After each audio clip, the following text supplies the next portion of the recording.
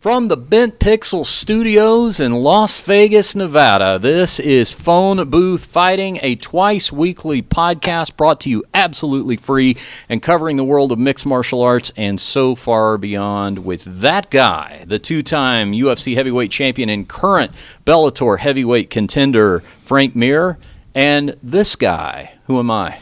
Richard Hunter, two-time funniest man of Reno. That's right. Naga silver medalist. Yes. Aspiring jiu-jitsu practitioner. So many people musician, comedian. So many people focus on my stand-up comedy accolades, and they do not pay proper respect to my Naga silver medal. So thank you for that, Frank. A lot of hard work that goes into that, man. I understand. Joining us on the Skype machine, Frank, speaking of multifaceted, is the president of Bellator MMA, Scott Coker. Scott, welcome to the show, man. Thanks for coming on with us. Yeah, thank you. I'm happy to be here. Where are you tonight? I'm actually in New York City.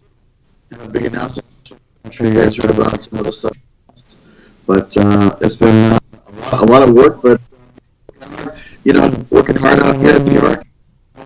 Well, not home, but I'm going to show up in Changa Friday night. Yeah. Start there, if you will. The announcement in New York, talking about DAZN, the streaming service. I know we got a big fight card. We're talk that about is official. Well. That's how you say it. Because that's my understanding. Is it DAZN? I keep calling it DAZN.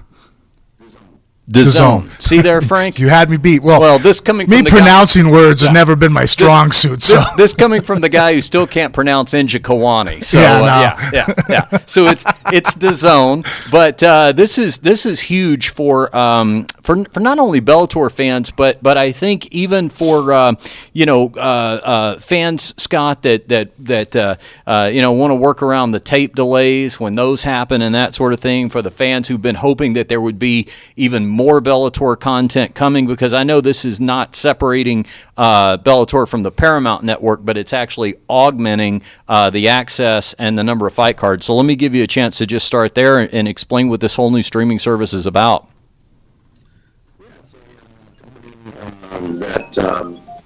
That approached us through Viacom, our CFO at Viacom, Wade Davis, and the CEO of DAZN, our friends, and they started talking about the combat sports industry in the United States. They did a very big deal with a boxing promoter in the UK to start doing fights in North America, and they're going to start doing, I want to say, 30 fights a year here next year.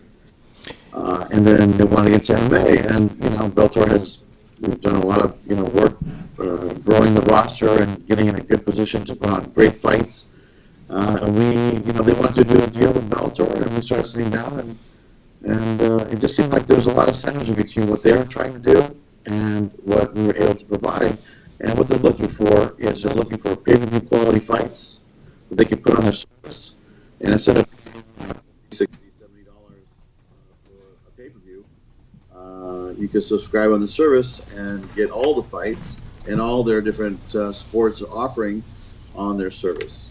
I got to tell you, that is great news for me, because I remember back with the UFC when they first got Fight Pass, or I thought that was a phenomenal idea. In fact, I was one of the first fighters to say, hey, when on the Fox shows and the different came on, I always wanted to fight on those, even more so than the pay-per-view, because I think as a fighter, you want viewership. You want people to see your performances. So whenever someone comes out with a platform to say, hey, I'm going to have this many more million people are going to have access to be able to see you compete, fight, and go out there. That's nothing but a bonus to us as a fighter. You're like, wow, okay, exposure. That's, in fact, I think to a lot of fighters, that's more important than money. And you mentioned the boxing aspect of this. So for people who are going to subscribe to this, they're not only going to get the Bellator content, but there's going to be some big-time boxing matches that are going to stream on this service as well, yeah? That is correct, and they're talking about doing 30 fights a year. So every weekend, you'll see a boxing fight, and they have 7 of our fights exclusively, which would be our welterweight World Grand Prix that we just announced. And then they also will be able to simulcast our 15 shows that are on Paramount. So they'll have 22 shows a year in MMA that will air on DAZN, and then they'll have 30 shows of boxing. So you'll be able to see pretty much fights all year long, every week.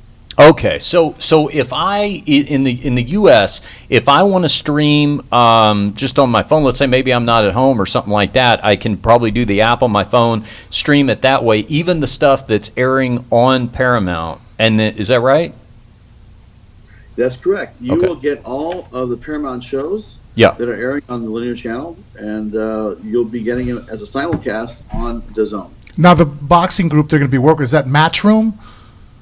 That's correct. Okay, and they have the Callum brothers, and is that the one that Anthony Joshua, is that who they're... Yes, that's the promoter of Anthony Joshua. Wow, so you have access to the heavyweight champ of the world now through being on the same platform. Yeah, that's awesome. Now, phenomenal. also you mentioned the welterweight Grand Prix, because that's also another big news item that is going to kick off. That's going to kick off on the undercard of the Mousasi McDonald super fight. Is that right, in September? Yes, the welterweight tournament will be one of the fights that launch on September 29th. It'll be our first show with DAZN, and the main event will be Gegard fighting Rory for Gegard's belt in the middleweight division. Rampage Jackson will fight Vanderlei Silva, which will be a great fun fight to watch. Fourth time. It's going to be great. They've never gone to a decision. Yeah. Someone's getting knocked out, right? Yeah. Yeah, it's going to be nuts. And then the welterweight tournament will launch, and that'll be the first quarterfinal match. Okay, and then moving forward, will the welterweight tournament, will that be exclusive to DAZN, or will we be seeing that on Paramount as well? Do you know? No, that'll be exclusive to DAZN. Okay, so those 7 fights will be the 7-fight tournament throughout the year. Okay, great. Do you know the price point on this service yet? I don't, but I know they're going to be hosting another event here in New York City, I want to say mid-July, which they'll announce the boxing fights, and they'll announce the price point and some more offerings that they're going to have on DAZN in addition to boxing and mixed martial arts. Okay, excellent. So, that September card, Mousasi and McDonald, this for somebody who's followed Bellator for a long time, it seems like everything has just moved into this sweet spot because, for the longest time, even predating your involvement in Bellator, there would be these marquee talents like Michael Chandler, who just became the face of Bellator over the years, in addition to a handful of others. And then you would see some other guys, some legends brought in and that sort of thing. But it seemed like under your stead, you also started to bring in these in their prime free agent fighters like Rory McDonald, like Gegard Mousasi, even a recognizable heavyweight or two. Now that I think about Benson. Yeah, but Yeah. but that seemed to be the missing link. So now that's in place in Bellator in spades, it seems like that's covering a lot of different areas. So then, of course, naturally, and it was a nice problem to have, everybody started asking you about, hey, how about a super fight? How about Gegard and Roy McDonald? And Scott, I think there's a lot of promoters that would slow walk that thing, that would be tempted to go, oh my gosh, we could probably drag this out a couple of years if we wanted to. But I think it was smart of you to go ahead and why not do that now? There's so many unknowns in combat sports and MMA. You hope you don't have injuries and things like that, but there's injuries, there's losing streaks, there's unexpected defeats, there's television deals to negotiate, all this kind of stuff. It seemed like, why not really take advantage of this right now when it seems like you've got this very unified focus on the promotion? Was that a lot of what went into your mindset with wanting to go ahead and do it now? I have always felt, and Frank, you of all people know, this business is, very tough in the sense that injuries happen, like you said. It's extremely unpredictable. Somebody that could be very relevant today, in 6 months, maybe not be as relevant. Yeah. So, to me, I've always felt like my philosophy in promoting has always been, you do the big fights when they're there. And when you can do them, you got to do them. Like, could you have milked it for another year? Sure. But you know what? What if Rory would have lost? What if Gegard would have lost? What if, then the fight wouldn't mean as much. And to me, I've always felt, from the very beginning of promoting in mixed martial arts is like, look, when the fights are there, you got to do them because they might not be there in 6 months or a year. Well, and now you have Lyoto Machida as a new signing, and the fact that he has actually wins over both the light heavyweight champion and our middleweight champion. what do you think is going to be the first moves that he's going to make here in Bellator? Yeah, you know what? We just signed him, and he was here. We talked to him a little bit. He went to Brazil. He had his father's birthday celebration there that they're doing for the week.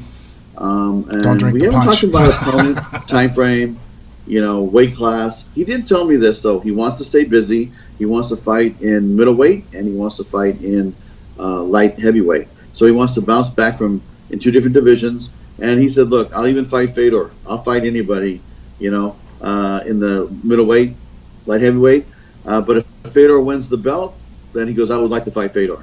So Lyoto's going to be very busy as he wants to in the next couple of years for us. And- Lyoto has fought heavyweights. Well, he's fought heavyweights, and also how fortuitous of a signing, Scott, because he's got wins over Ryan Bader and Gegard Mousasi. So right there, I mean, when you think about, because I'm sure you as a promoter can speak to this, but you got your hardcore MMA fans who I'm not telling them anything they don't already know, but you're always having to bring new viewers in. I mean, especially on a platform like Paramount Network, where fortunately you're going to have people who are going to stumble across the promotion and become new fans all the time. So you need those stories, you need those narratives to tell them. And I would guess as a promoter, it's kind of nice when the first chapter, some of those stories have already been written. You're not really starting from scratch there.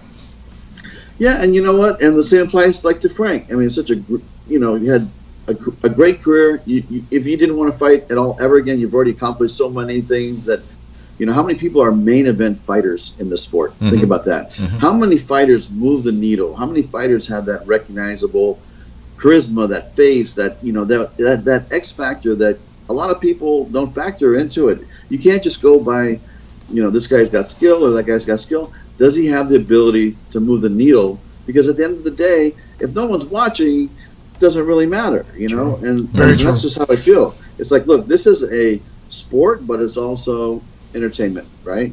And so at the end of the day, look, we're going to put on fights that the fans want to see. We'll put on the hardcore fight fans, like you'll see Rory. Rory is probably arguably the best welterweight in the world, in my opinion. Mm-hmm. And Gegard, you could say, hey, he got duped out of his, middleweight title shot.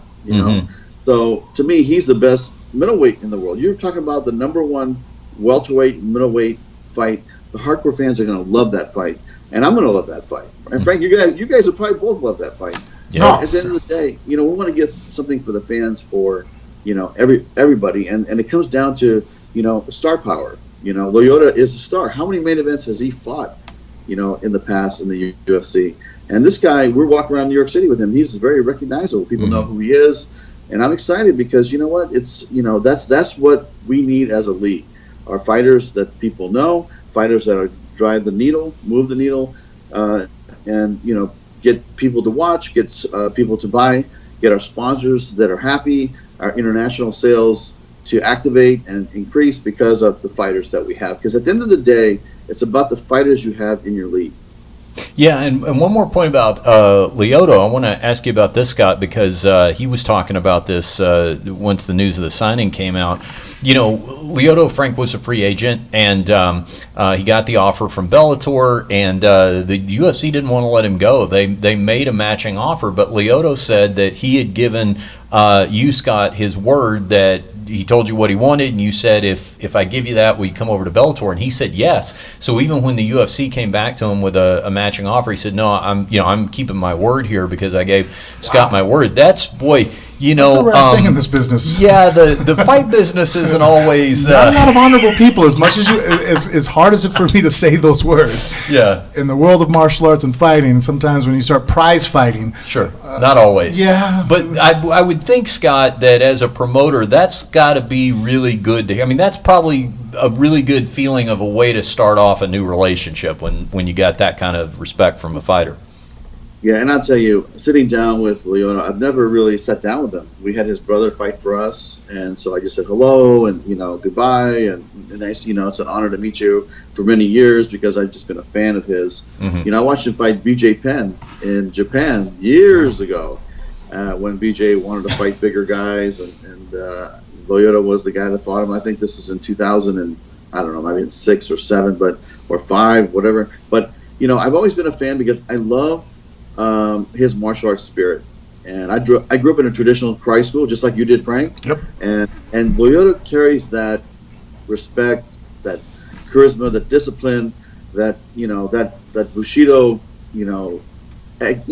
energy about him, and that's what I love about Lyoto. Just sitting there with him really made me feel really good about him coming to Bellator. And we cut a deal within 15 minutes. It wasn't some long negotiation, this and that. And I think that there's some things that he was not happy about where he was at.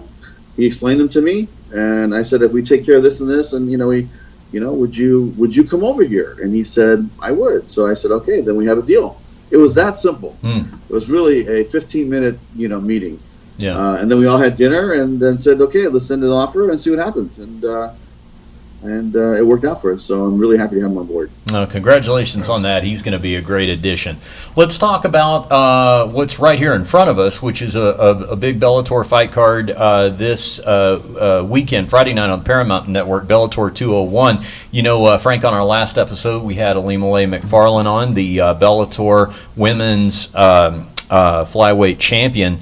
And speaking of stars of Bellator, Scott, this is a really good one you got here. But she is really, I think the female face of Bellator at this point. And not very long prior to your coming on board with Bellator, the entire female side of the promotion had been 86th, essentially. I mean, that's something you really had to rebuild, and I think it's pretty cool that not only have you been able to rebuild it, but you've been able to give rise to legitimate stars like Alimale. So she's going to be defending against Alejandra Lara, but I want to ask you first your thoughts about the fight, but also your thoughts on the refocused priority and attention that your regime has put on the women's division. I'll tell you, it is going to be a great fight, and I think a lot of people underestimate Lara. I saw her fight in Italy last time she fought, and she's tough. She's strong. I think she's going to be a real test for. I think she'll be the toughest test to date for McFarlane. So I hope she's training, which I'm sure she is. And we're looking forward to a great action fight.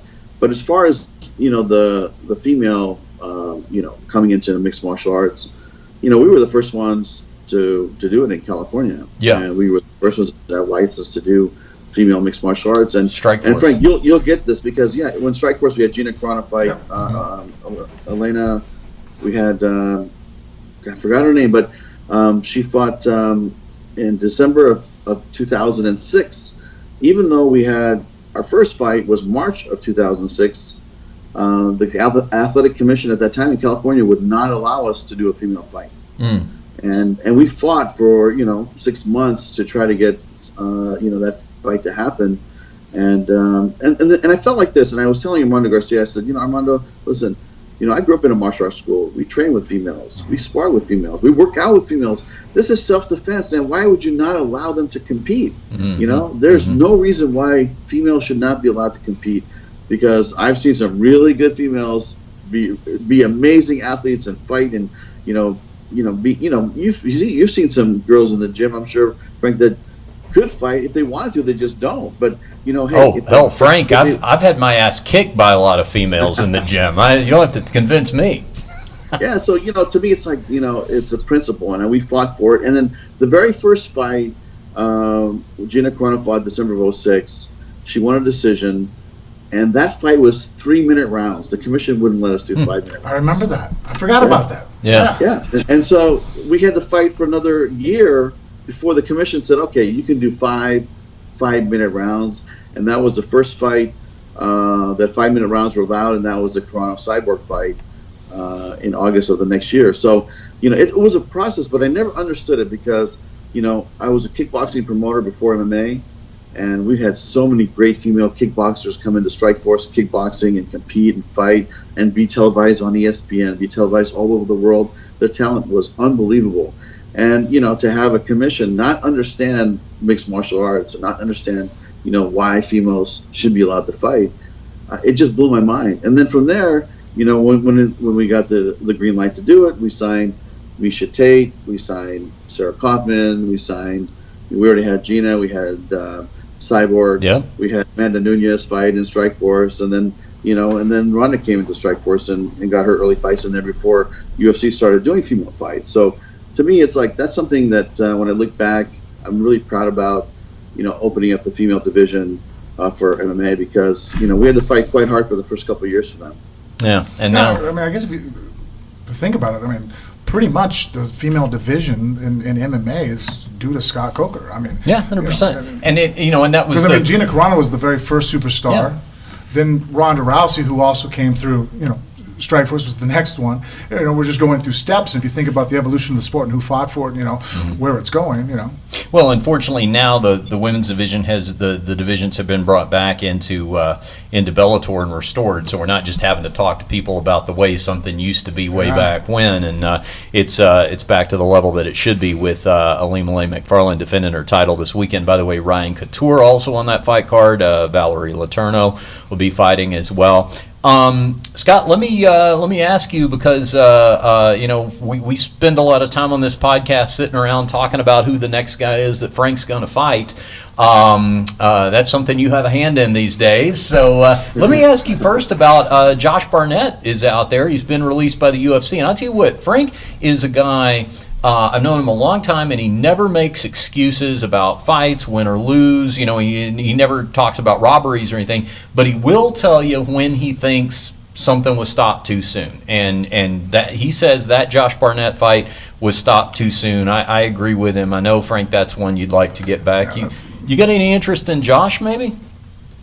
Yeah, absolutely. We're talking to Leland, and Josh is getting some offers in from different organizations, and we'll be right in that mix, and hopefully, we'll make a deal. But I do owe Leland a call. We've been extremely busy here with the announcement and all the people here in town, and just making it happen here in New York. So I will call Josh when I get back, or Leland when I get back to California. But don't be surprised if that's the fight for the future for Frank. Okay, it's a great Frank. fight, and definitely, I mean, I think all fighters want to get them back, but Yeah. that's one fight definitely never rested well with me as far as how it finished. So you're co-signing the idea Oh, of yeah. Josh coming over to Bellator if all conditions the are idea. right, huh? Very much so. All right. Well, tell Josh that Frank asked about him. How about that? How's he doing? Scott? Yeah. Yeah, I'll do that for you. Yeah. All right. Well, last thing for you, Scott, because let me just ask you to wrap up here, because you're out. It's late at night when we tape. It's way late if you're over on the East Coast. Yeah. I mean, give everybody an idea of what a typical Scott Coker day is like, because I'm guessing it's morning to night all the time. I mean, you're obviously a very hardworking guy, and just working harder and harder as the promotion grows. So give everybody an idea what a typical day is like. What's the day been like for you? Yeah, I tell you, getting out here on the East Coast, starting at 8 o'clock breakfast meetings, with the folks at Vicom, and meeting with all the different departments, because they have departments here, Frank, I didn't even know existed, in business, honestly. But it's a great company. It's a great organization. They have tremendous amount of resources, and I'm learning more and more about how the resources can impact Bellator. So I take the time and go out and meet the different departments, and whether it's consumer, like consumer products, or it's the sponsorships, or the sales department, or international distribution. I'm out there talking to everybody. But the day starts at 8 o'clock in the morning, and then usually goes to like 1 a.m. So that's it's a long day, but that's what I signed up for. And I think in the last 3 years, you've seen some really some good growth in Bellator.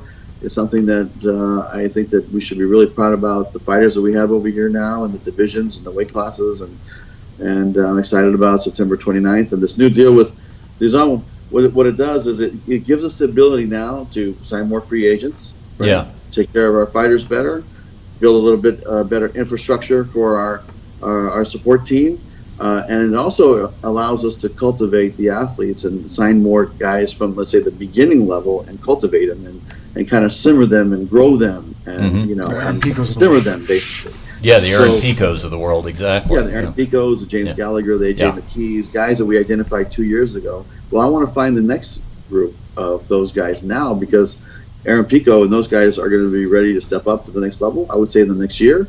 But we need to find the people now that are going to be the talent in 3 years from now, and 4 years from now, and start building it. Because, Frank, as you know, the one thing about martial arts fighting is it takes years to become a name brand in this business, and it takes years to get good. And that's why people say, it takes so long. I go, hey, it takes years to build a star, man. Yeah. It takes time. So, Scott, let me wrap on this. Let me ask you this hypothetical then. Let's say everything this year just keeps going gangbusters, building momentum, building steam, all the way up to the streaming app deal and the big September card, and then all of a sudden you get a call from a big movie studio, and they have greenlit Surf Ninjas 2. Now, they have written a big part for your character in this sequel, but they need you to take off about 3 weeks to shoot it. Could you do it? You know what? I would not do it, and I'll tell you why. Let me tell you. I have a martial arts instructor. He and his son were the stars of that movie, and my job, whether it was, we did the movie called The Last Dragon, which was a lot of fun to shoot, but Last Dragon, Sidekicks, Surf Ninjas, those are all roles that I would go get beat up by an 8-year-old over and over and over, and you know what? To fall on your hips and your legs and your thighs 30, 40 times to get the take, I'm over that. They can keep that all day long. Very nice of the great Scott Coker to join us. Frank, before we move on, we need to let everybody know that this podcast is brought to you by Low T Nation. LowTNation.com is turning back the hands of time for male listeners of phone booth fighting all over the country. Let's explain it to them how it works, Frank. You go to lowtnation.com, you call the toll-free number, and you tell them, listen, I'm getting up in age a little bit. I'm into my late 30s. I'm into my 40s. Maybe I'm all the way up into my 50s. Slowing down a little bit, losing a step here and there. Don't have quite all the energy I used to have as a young, virile man. What can you do? And Low T Nation says what?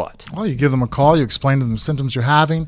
If it sounds like something they can help you out with, they're going to direct you to a local blood draw, a lab core where there's one in every state, one in almost near every major city. At that point, they'll draw your blood, and that is about the most effort you're going to have to put forward. They're going to get your results. They're going to look at it. A physician's going to calculate exactly what you need to get you back on your feet and feeling young and healthy and virile all over again. And the most convenient aspect of it is it's sent directly to your house every month. Bam. Go to lowtnation.com. The only effort you're going to really have to make is that initial phone call and a little bit of lab work from there. Low T Nation sends the treatment to your door. lowtnation.com. Tell them Frank and Richard from Phone Booth Fighting sent you. We're also brought to you by Ellefson Coffee. EllefsonCoffeeCo.com is the website. Our buddy Dave Ellefson, the bass player of the legendary thrash metal band Megadeth, has not only been rocking for decades now and is currently he's off like in Central America or something right now playing big shows, but he also has a lifelong passion for coffee, and he has now launched his own roast, a number of signature roasts there under the Ellefson Coffee brand. You go to EllefsonCoffeeCo.com. That's ELLEFSON Coffee.co.com. You can see all the signature roasts from a lot of musical friends of Dave's, like Queensryche, Skid Row, Autograph. Some other bands have signature roasts there as well. It's the only coffee we drink here on the set of Phone Booth Fighting, and use the promo code PhoneBooth to save 10% off of your entire purchase. Go see our buddy Dave Ellefson from Megadeth over there at EllefsonCoffeeCo.com. And also let him know that Frank and Richard from Phone Booth Fighting sent you. Frank, we have had a nice late-night visit with Scott Coker. We're going to do a little bit more here on the podcast, but we can't do too much more because you're leaving. You're always leaving. Swear to God. Thankfully, you come back. Unlike my father, I've mitigated my separation anxiety issues with you because you do always return. Which I appreciate. So I've come to trust that will happen. But you travel long distances. Where are you doing this time? Well, this time, friends of ours gave us opportunity to go hang out in the Bahamas. And so they have a hotel up there. So basically just took care of airfare and just get to hang out for 10 days. Okay. So this will not involve calling fights between Russians with hard-to-pronounce names. It's another vacation, which Mrs. Meir has been I'm gonna have to put her on restriction. I think we're gonna this conversation's about to occur because this will be the 4th vacation we've taken since my fight. Yeah. In fact, she was in today. Was like, "Hey, are you excited? We're going." I'm all, "No, I'm not. I don't deserve to go." Like, I mean, like vacations need to come in between hard work, you know, and yeah. I'm glad she doesn't listen. She'd be mad at me. Yeah. I've actually found myself in the conversation with you where sometimes it's one thing when you get like your business trips confused. Wait a second, am I going to Kazakhstan this week or am I going to wherever? But you sometimes get your vacations confused. Yeah. Wait a second, is this the Disney cruise or is this or going to the Bahamas? I can't remember which is which. Disneyland or going up and visit. Yeah. So. Yeah. So. Well, I got all my supplements and training gear packed, so I took an extra suitcase with me because Isabella, and I was like, and the good thing is Bella, and we were Googling, there was actually some gyms, jiu-jitsu, MMA gym up there on the island. Oh, okay. Yeah, so, I mean, besides lifting weights, which, I mean, it's always easy just to lift weights on vacation. That's never hard. Most hotels have some sort of weight training facility, and with a little bit of imagination, and dedication, body weight exercises aren't too hard. I mean, I have got the occasional weird look at maintenance when they see me in the stairwell trying to hang on to the bottom of the staircase to do pull-ups. Yeah. If the gym doesn't have anything, that's it's a shit gym. I had that call before people came. Did I tell you that happened to me one time? No. Yeah. Well, the metal staircase is usually in the stairwells, right? The fire escapes or whatever. One time I was at a hotel and I wanted to do, a pulling workout for upper body. And so I'm hanging on the bottom of the staircase doing pull-ups. Well, somebody had walked through, a guest, and I stopped. I let go so they didn't step on my fingers. I sat there, I just kind of nodded my head, and they looked at me and walked off. And about 10 minutes later, one of the maintenance came out there and, "Are you okay? Are you doing something?" And I still to this day wondered what that person told them what they saw. Like a guy hanging on the bottom of it. Like, did you think that I was questioning whether I wanted to live or not? You know what I mean? Like, what did you feel the need to go ahead and say, "Hey, there's a guy who's really weird. I'm doing pull-ups on the bottom of a staircase." Boy, it's not that far-fetched, you know what I mean? That would have been the perfect time for me to start my Frank Mir autoerotic asphyxiation rumor. Yeah. They'd be like, "See? His partner's right. The kids. I was testing the weight to see if it would hold me." I'll tell you what. I had a long day at the brothel, and I don't always think about it being a long day at the brothel. But today, I think maybe it was because I knew we were having Scott on the show. We don't have Mikey tonight, by the way. Yeah, I was having to feel bad for you. Yeah, I was having to do both jobs of producing. So I tried to show up as early as possible today to help out and. Yeah, normally I could tell today when I saw you, and even the way you walked out of your car, I'm like, "Hey," and you were all business. I could see you were trying to, got to get everything hooked up. Yeah, your mental focus, and then you were just like, work. Yeah, well, it was weird because it just for whatever reason dawned on me today that let me just ask you off the top of your head before I get into this, if you were to get into the world's oldest profession of prostitution. Would you think as a provider of the service of other individuals? The provider. You're going to be I guess you're going to be the hooker, okay? Right. Would you think that there's a lot of training involved, that there's going to be a lot of procedure that you go through with management about protocol and that sort of thing, or would you guess you just kind of get to fucking? Yeah, I would think you just kind of jump in and sex is sex, especially as a female. I would imagine that as the oldest profession is probably one of the easier professions. Sure. At its core. Guys have,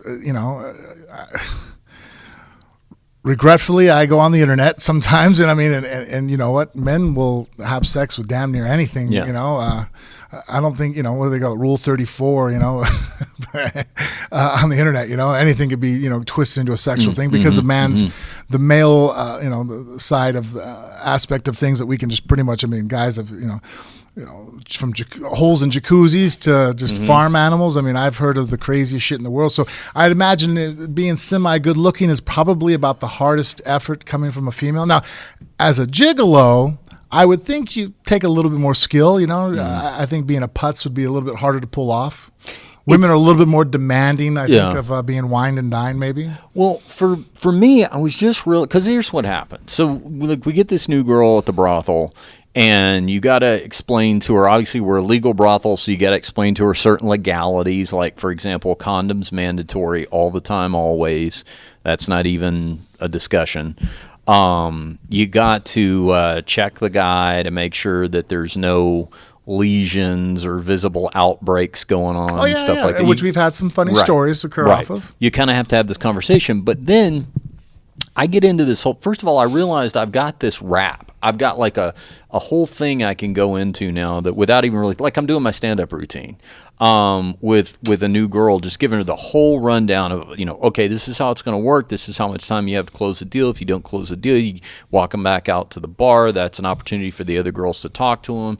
Then you have a 15-minute window to, and how do you book it? You take them to, like, there's It should a be lot of stuff. about probably a 30-minute briefing, Yeah, but I mean, it went like an hour. And I realized that I can go for an hour like that pretty much without taking a breath, what I do is now at the beginning of it, I just tell them, okay, jump in if you have questions. Like, just stop me and I'll answer questions. But otherwise, here we go.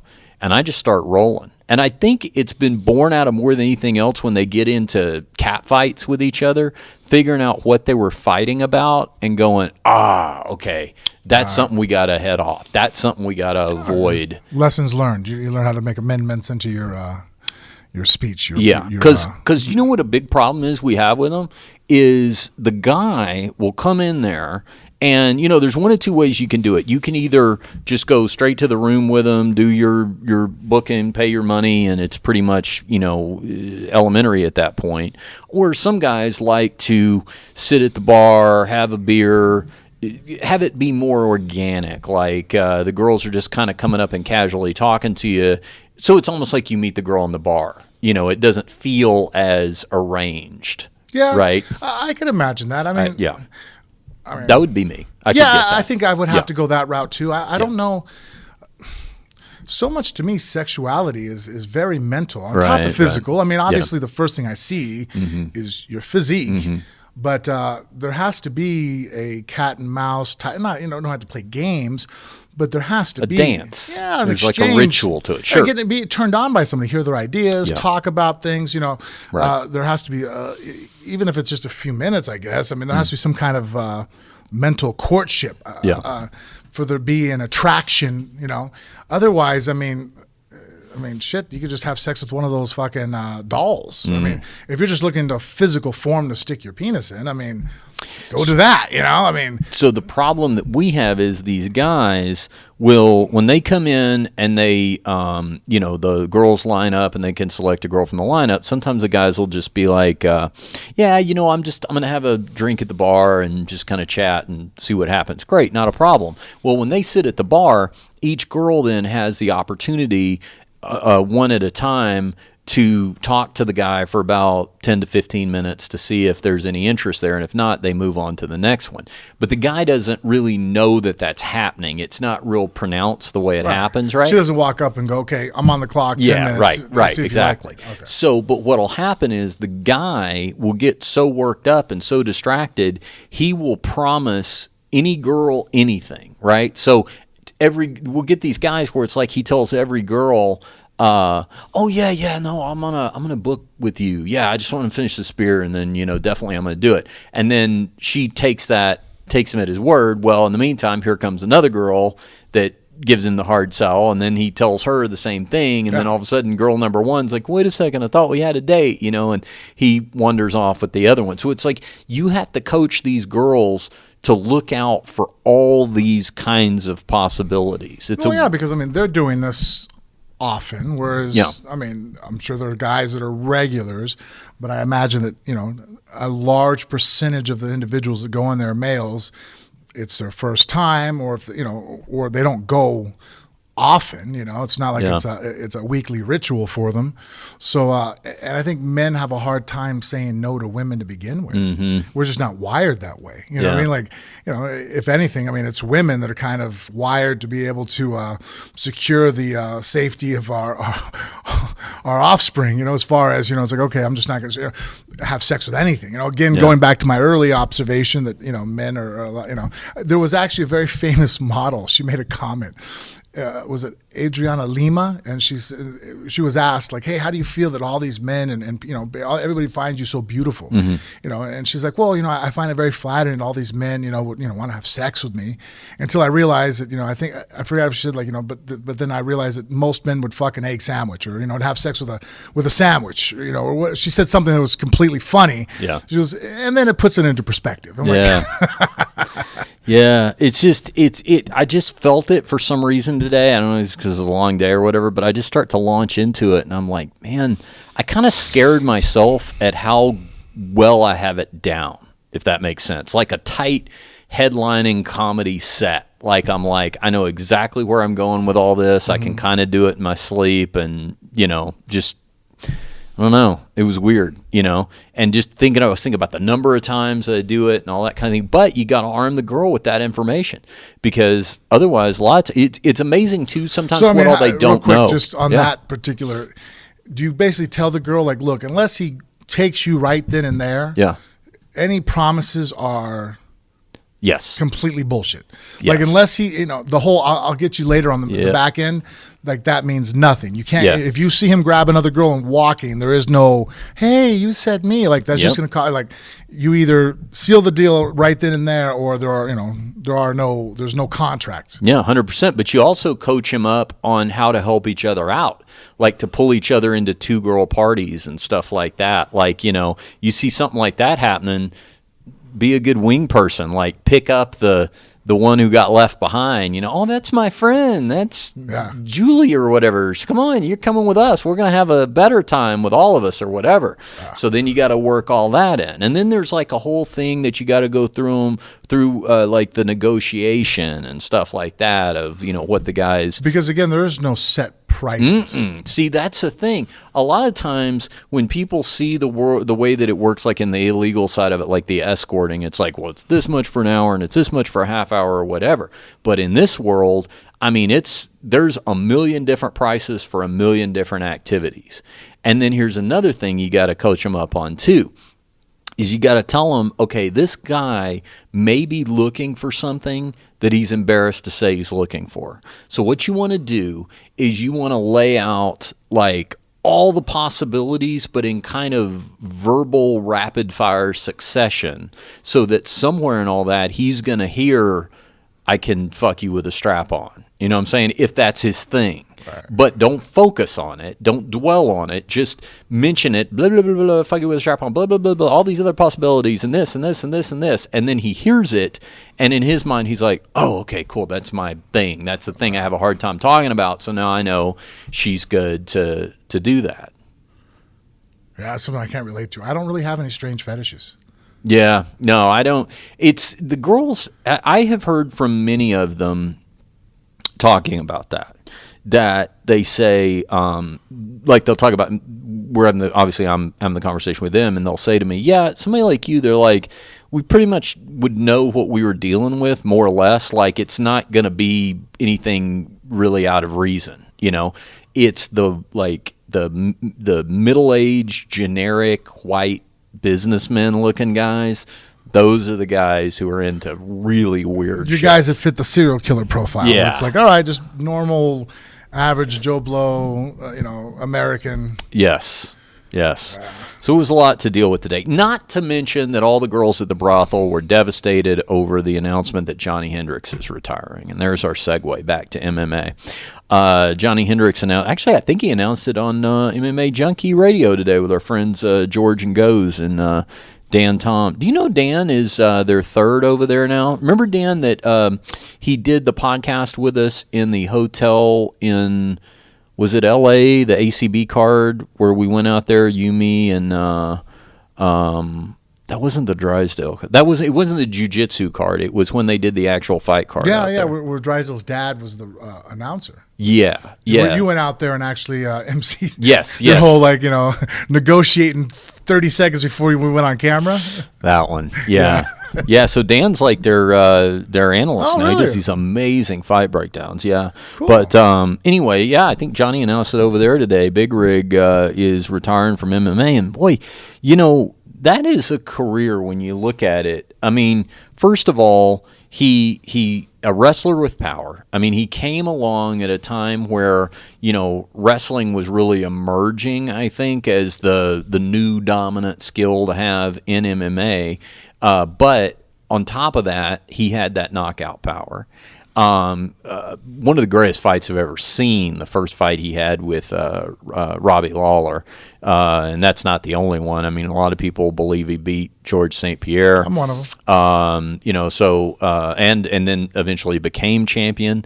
A guy who, you may not know this story, but just the financial model of what he did initially with Team Takedown, if you remember that, which was that the team was essentially going to support him for his living while he was making his way toward the title. That was experimental in and of itself. And then all of a sudden, had weight cutting issues. There was always an issue with that. It was very hard for him to get down to 170, missed weight multiple times. And then, kind of hit the downside. I mean, for as many highs as there were in his career, there were a lot of missteps and low points, and I don't know. I just think it's an interesting career when you look back on. Let me ask you this: do you think he reached his highest potential? No, I think he could have probably accomplished a little bit more at welterweight had the weight not been an issue. I think that everybody saw that. And I think that's going to be the asterisk on his career is that Johnny got in his own way. At his best, he was out there, and I thought that that fight was his. I scored him winning the first 4 rounds against George. I gave the 5th round to George because it seemed like Johnny kind of took off the pressure, and George finally got a takedown. But I thought that was a 4-1 match.